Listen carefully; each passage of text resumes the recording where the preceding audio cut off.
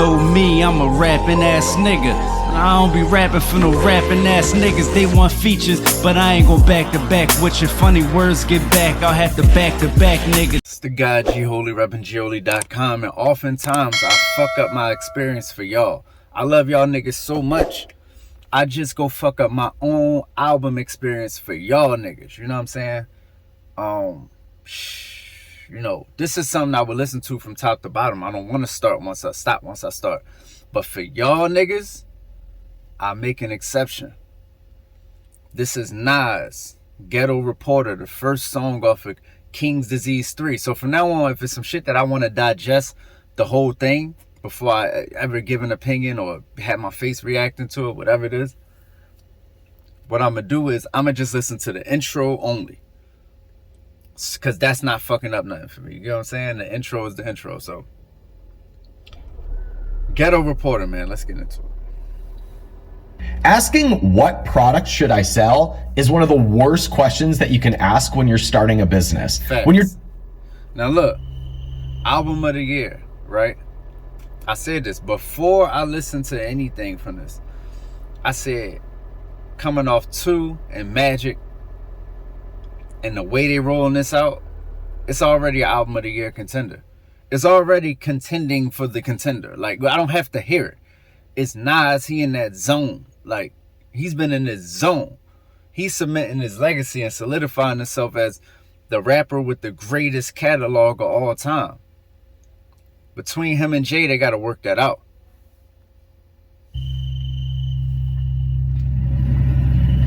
Close her up. Listen. Listen. Listen. Niggas time like it's lunch down there. You go down there looking for justice, that's what you find. Just us. It's comedy, it's hilarious. Look yourself in the mirror, tell me times ain't the scariest. For me dropping album after album like it's a various artist compilation, but it's just me and HB, and this should take concentration. Niggas know I don't drop this off, so cherish it. Like the daughter's graduation, kids' marriages. When the culture vultures swoop down, they start exploiting the sound. They drew up contracts for our niggas, Drew Hill to Drew down, and I'm praying they set. Instead, most artists don't live as good as the execs, and they end up depressed, scarred by A&Rs. The music be changing, and the culture be shifting. So you gotta move with it. Call me the party crasher, that plan spoiler, that Malcolm C and Maya Angelou and Ghana holding a camcorder. Ghetto Reporter, live from 40 side. You know my storyline. First project rapper, triple platinum with New Yorker pride. King's Disease. Most of us catch it at one point or another, but evolve. Find a new formula, one that takes everything in you to make. The audacity, masterfully crafted these classics, so naturally had to be nasty. He took Eminem flow right there. But let me just say this, right? He really broke down the meaning of King's Disease in like maybe 2 bars between the first verse and the second verse. Don't have King's Disease to the point where you can't figure out how to be creative because you are now at the top of the totem pole. Yeah. Back at it. They argue KD1, KD2, and Magic was harder when KD3 go harder than all of them. Back in the 90s, barely rubbed elbows with CEOs. I was dolo, I bet it shocked y'all to see me grow. And the O's, I still ain't attend my industry dinners. Had to tend to my business, go past the sky's limit. The hate gon' rise quicker, so how could I manage this disadvantage? Niggas planted Hollywood, I came from a different planet. Leave it up to me to break the news you won't see on the screen. Chuckle at you motherfuckers, we the last of the kings. Shout to the real ones like this, it's a shortage it seems. I'm underground. It sounds like Nas is tying it in, right? It sounds like on King's Disease 1, he had a lot to say. On King's Disease 2, he had a lot of fun. On this intro to King's Disease 3, he's saying a lot and he's having a lot of fun. Nas is playing with flows he never played with. He's playing with voice inflections he never played with. He's playing with, like, you know, themes he don't often, you know what I mean, just visit in a as a whole, you know, like go in, focus on those. Just on this one song. It's fire. It's fire, man. Overground and it's never been seen. Real counts on my streams. Got real people tapping in, so that's what that means. Indeed. It means I got nothing but the real checking in. We locked in. All the way. Just applaud this. Yeah. I'm trapped in hip hop. You know what I'm saying? Like, I couldn't get out if I wanted to. All us rappers are trapped in it. We can't get out. You know what I'm saying? Till we over, till it's dead, till we in the dirt. When I'm 50 years old, I'm gonna have 50-year-old fans, 60-year-old fans, and 16-year-old fans.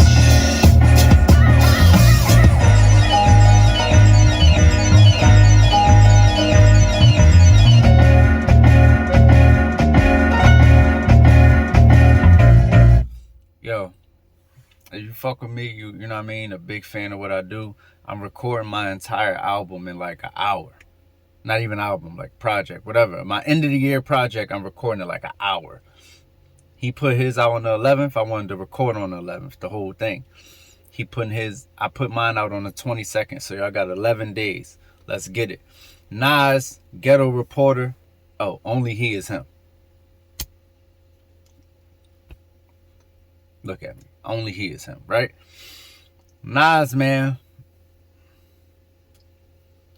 It's so hard to explain the zone again, man. It's so hard to fathom somebody waking up at,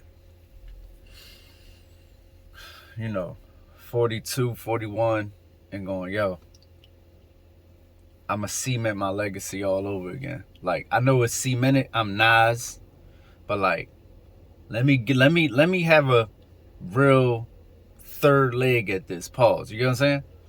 Because you already had the second leg. Let me have a real third run of albums.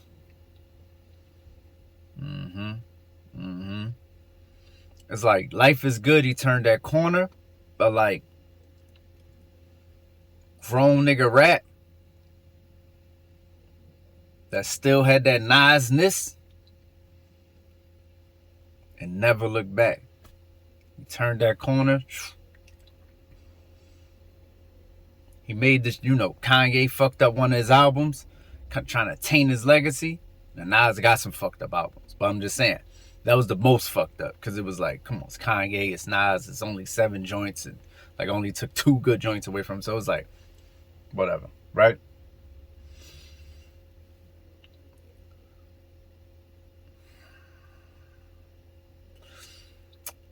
Nas might be getting better. Nas might be getting better as an artist. Nas is now becoming an artist in front of everybody. I think before Nas didn't have much. He tried to have a direction once upon a time as far as like just musical direction. I think it ended up being a themed album more than a sonically connected album that, was loosely things, which was Nigga, the Nigga album, the end. I think he been trying to find like, cause Nas just rap. Nas will get on any beat and just rap. He's a rap, like that's what he do. You know what I'm saying? Just like a rapper. Not saying he don't say nothing, but I'm saying Nas is not a macro dude. That's not the way he came out. That's not his energy. That's not anything about him.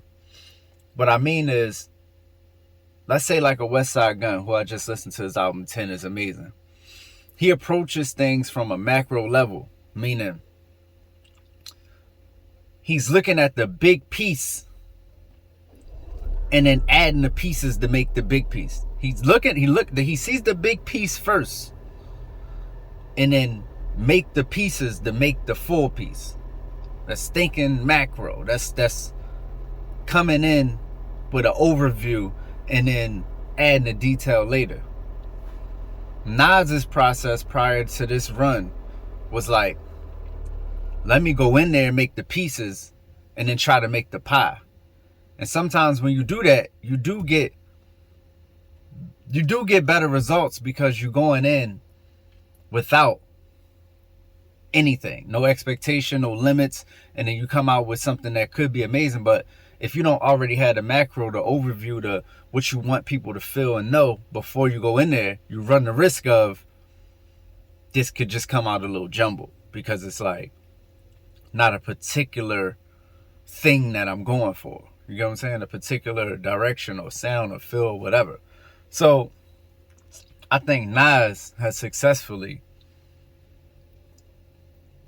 him and Hit Boy, because I gotta credit Hit Boy, come up with a way for Nas to be Nas, to have a loose theme, to be sonically tight and together, and just the best beats he's ever rapped over consistently, and get Nas to have those elements that we love of him in a real way. Like, if you don't know, Nas has been like a fun rapper, right? You think of Street Dreams. Street Dreams is a 50 Cent hook. This is where 50 Cent get his whole style from. It's from like the Nas singing type shit, right? It's like, street dreams are made of these. Niggas put dreamers in 300. So you take that and you really Max B it out the way he's actually having fun. You get what I'm saying? You take that type of energy, you get that Nas with the old Nas, with the middle Nas, with the life is good, life experience, mature Nas. You put it all together and you get a rapper. You get one of the greatest rappers of all time making some of the greatest music they've ever made. Probably their greatest run of consistently fire projects from top to bottom. It's amazing. We've never seen it in hip-hop before. It's the first. Nas, the first of his kind. KD3 is the first of its kind also. Just even the anticipation from it is a we don't anticipate people's albums this much when it's their 20th album or whatever this is. You get what I'm saying? And yeah, man, it's the guy Gioli, ReppinGioli.com. That's Ghetto Reporter, the intro track, The King's Disease 3. I'm about to finish the list to the rest of The King's Disease 3 after I make my joint. Only He Is Him, dropping the 22nd of November. Let's get it. Listen, B-boy style made my stance in the game. Hold up, D-boy style move them takes like Kane. My brother's keeper, not just in a rhyme. Now tell me who flat top ruled for 89. I'm a menace.